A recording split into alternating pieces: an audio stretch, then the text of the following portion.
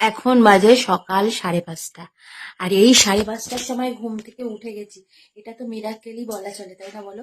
কারণ প্রত্যেক দিন আমি 4:45টায় ঘুম থেকে উঠি, আর আজকে 5:30টায় উঠে গেছি। আমার এখনো বিছানায় ঘুমিয়ে থাকার কথা, আর সকাল সকাল উঠেই সেজে গুজে নিয়েছি। কেন বলো তো? কোথায় যাচ্ছি বলো তো? কোথায় যাচ্ছি সেটা সাসপেন্সেই থাক। চলো কোথায় যাচ্ছি তোমাদেরকে অবশ্যই সেটা দেখাবো।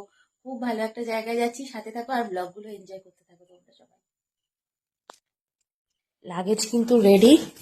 দেখো কত বড় একটা ব্যাগ হয়েছে, আর এখানে একটা এই পিঠ ব্যাগ হয়েছে, আর সাথে আমার এই সাইড ব্যাগটা। আমি তো রেডি। আর এই যে ইনি এখন চুল টুল আছড়ে রেডি হচ্ছে। আমি একদম রেডি হয়ে গেছি। এই জানলাটা দিয়ে দাও, এখানে জানলাটা খোলা আছে। চলো বেরোনো যাক। ওদিকে মা বাবাও চলে এসেছে আমাদের তুলে দিতে যাবে বলে। কিসে যাচ্ছি, বাসে না ট্রেনে, সবটাই দেখতে পারবে, জানতে পারবে। চলো টাটা।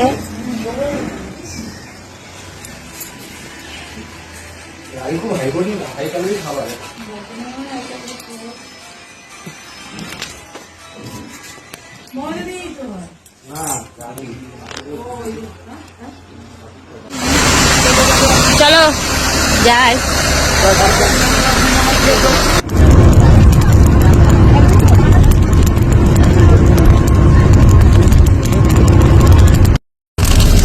বাস আমাদের মানিকতলা থেকে ছিল 6:15, তখনই বাসটা ছেড়েছে। আর এখন বাজে 8:30। বাস এই মাত্র কোলাঘাট আসলো। তো এখন কিছু খাবার দাবার খেতে হবে।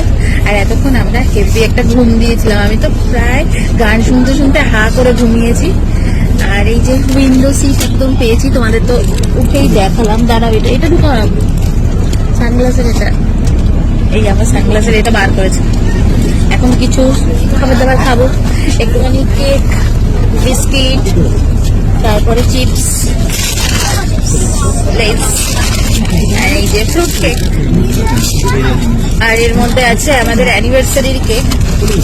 এটা তো আর